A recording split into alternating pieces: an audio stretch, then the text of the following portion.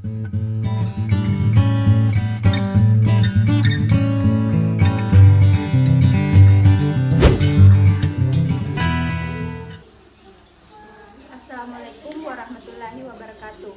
Perkenalkan, nama saya Esrina dari Prodi Perbankan Syariah 1.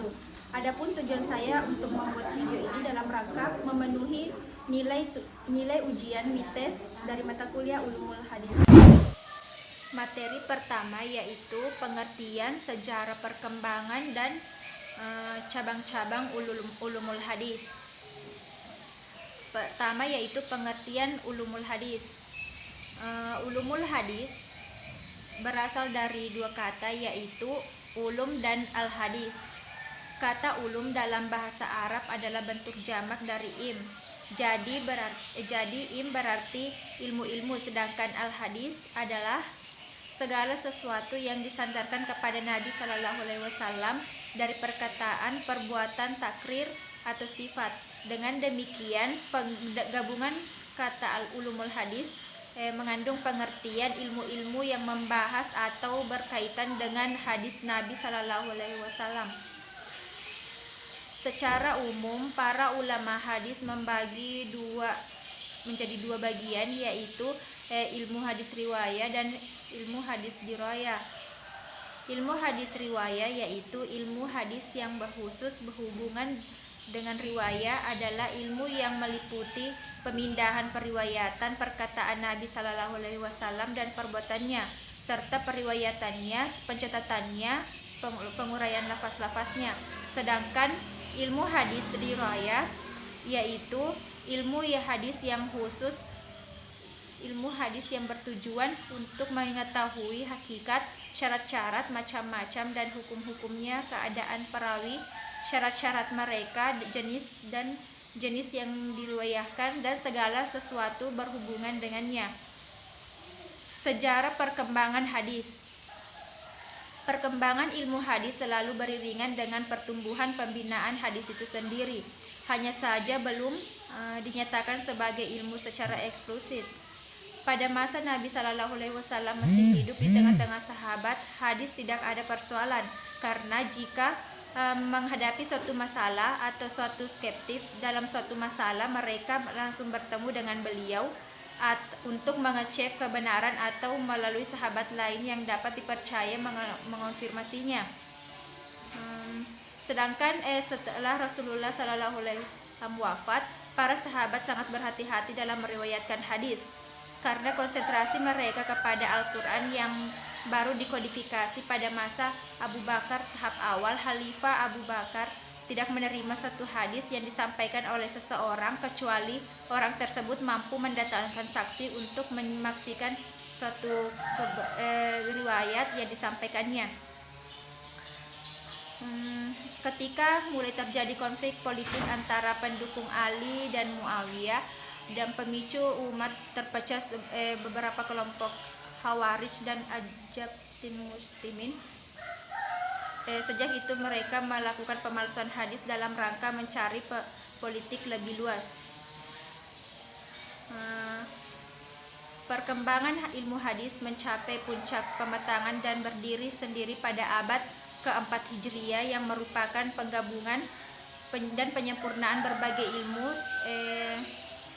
yang berkembang pada abad sebelumnya secara terpisah dan berserakan. Bagian yang ketiga yaitu cabang-cabang ulumul hadis. Ada beberapa cabang-cabang ulumul hadis. Yang pertama, ilmu rijal al-hadis yang membahas perawi hadis.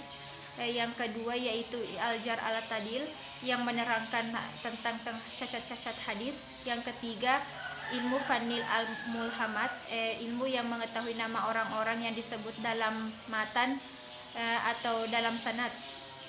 Yang keempat, ilmu mukhtalif al-hadis, yaitu ilmu yang membahas hadis-hadis secara lahiriah bertentangan.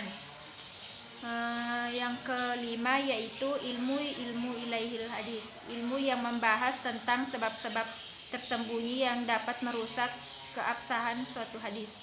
Yang keenam yaitu ilmu gharib al-hadis, ilmu yang membahas menjelaskan makna kalimat yang terdapat dalam matan hadis. yang sukar diketahui atau dipahami maknanya. Yang ketujuh yaitu ilmu al-asbab al-hadis, ilmu yang membahas tentang sebab-sebab Nabi Sallallahu Alaihi Wasallam menutupkan sabdanya. Yang kedelapan yaitu ilmu mustalah ahli hadis, ilmu yang membahas pengertian-pengertian istilah yang dipakai oleh ahli-ahli hadis. Baiklah, kita beralih ke materi yang kedua. Pada materi yang kedua yang ini judulnya yaitu pembukuan hadis pada masa kedua Hijriah sampai masa sekarang. Langsung saja, yang pertama, pembukuan hadis pada abad kedua Hijriah.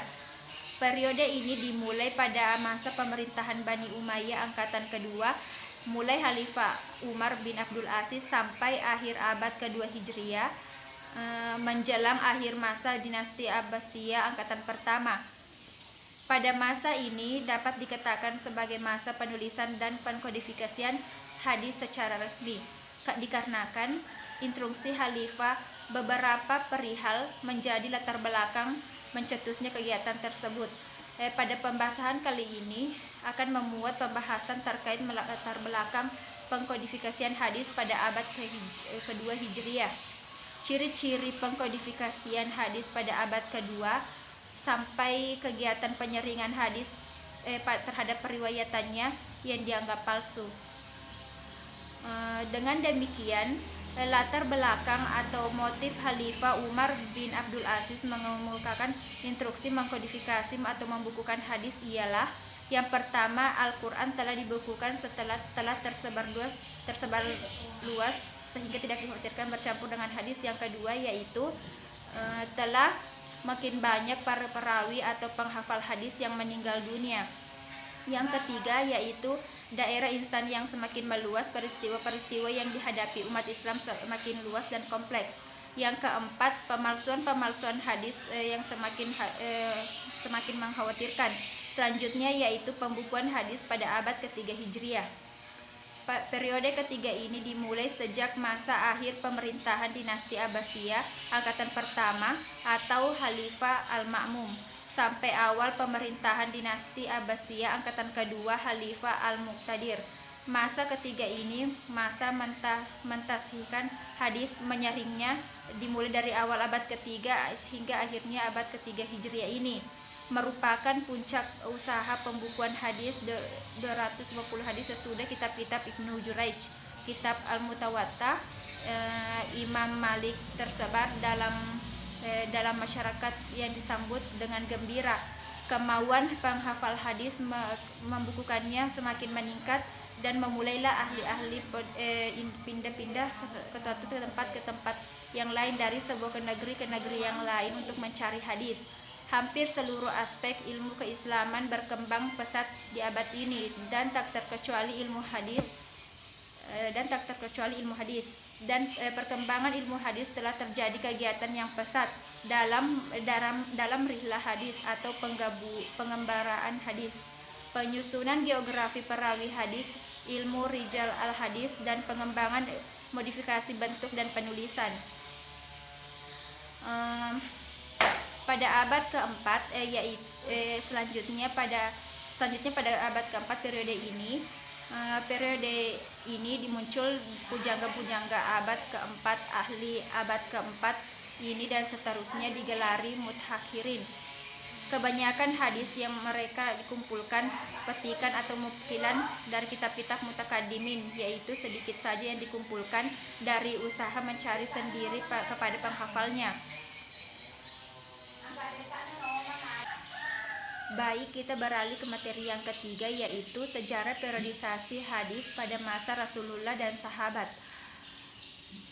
Hadis pada masa Nabi Muhammad SAW. Yang pertama yaitu pengajaran hadis oleh Nabi Muhammad SAW. Nabi Muhammad SAW adalah orang yang diberi wahyu oleh Allah Subhanahu wa Ta'ala yang diperintahkan menyampaikannya kepada umat manusia. Tetapi ketika wahyu yang turun kebanyakan hanya menerangkan hal-hal yang bersifat global. maka diperlukan adanya penjelasan dari Nabi Muhammad SAW yang memerinci dan menafsirkan keglobalan tersebut. Penjelasan perincian penafsiran Nabi Muhammad SAW terhadap keglobalan Al-Quran itulah hadis. Dan karena Al-Quran turun secara berangsur-angsur, maka dapat dipastikan bahwa hadis pun terbentuk secara berangsur-angsur pula. Adapun cara penyampaian hadis pada masa Rasulullah SAW, yang pertama yaitu dengan bentuk majlis, kedua yaitu dengan lisan dan perbuatan, ketiga menjawab pertanyaan yang berkenaan langsung dengan sahabat dan disaksikan secara oleh sahabat. Bagian kedua yaitu cara sahabat memperoleh hadis. Ada 4 cara yang ditempuh oleh para sahabat untuk mendapatkan hadis dari Nabi SAW, yaitu para sahabat berusaha memenuhi pengajian yang disampaikan kepada oleh Nabi Muhammad SAW. Kedua yaitu Nabi Muhammad SAW ketika mengalami persoalan kemudian menyampaikan langsung kepada para sahabat. Ketiga, ketika para sahabat memiliki persoalan, kemudian mereka menanyakan kepada Nabi tentang bagaimana hukumnya, maka Nabi menjawab saat itu juga dengan memberikan penjelasan hukum atas kasus tersebut. Keempat, kadang para sahabat melihat secara langsung Nabi SAW melakukan suatu perbuatan. Hal ini berkaitan dengan ibadah, sholat, zakat, dan ibadah haji dan ibadah lainnya. Bagian ketiga yaitu periwayatan hadis Nabi Muhammad SAW. Ada 2 jalan sahabat meriwayatkan hadis dari Rasulullah SAW. Pertama, periwayatan lafzi atau redaksi persis yang disampaikan Rasul. Para sahabat menyampaikan hadis Nabi tepat seperti Nabi mengucapkannya. Tidak ada yang ditambah-tambah atau dikurang-kurangi. Penyampaiannya persis seperti Nabi Muhammad SAW. Kedua, periwayatan maknawi atau maknanya saja. Periwayatan maknawi lebih kepada isi atau makna yang terkandung di dalam dengan menjelaskan sesuai dengan bahasa sendiri. Dengan kata lain, maknanya tidak persis sama dengan yang diucapkan oleh Nabi Muhammad SAW, tetapi makna yang ada di dalamnya tetap terjaga secara utuh, yaitu sesuai dengan apa yang diucapkan oleh Nabi SAW tanpa ada perubahan makna. Hadis pada masa sahabat atau khulafa al-rasyidin. Sikap dan cara sahabat mengungkapkan hadis pada masa khulafa al-rasyidin. Yang pertama, mempelajari dengan hafalan, mempelajari melalui tulisan, dan mempelajari dengan praktik. Keadaan hadis pada masa khulafa al-rasyidin, mengingat sikap khulafa al-rasyidin dan para sahabat tidak memperbolehkan memperbanyak periwayatan hadis, ditambah lagi dengan diserukannya oleh Khalifah Umar bin Khattab untuk menyedikitkan dan menyelidiki hadis pada periwayatan hadis, maka praktis materi-materi hadis pada periode ini masih terpelihara dari pemalsuan-pemalsuan. Mungkin itu saja materi yang dapat saya sampaikan. Lebih dan kurangnya mohon dimaafkan. Wassalamualaikum warahmatullahi wabarakatuh.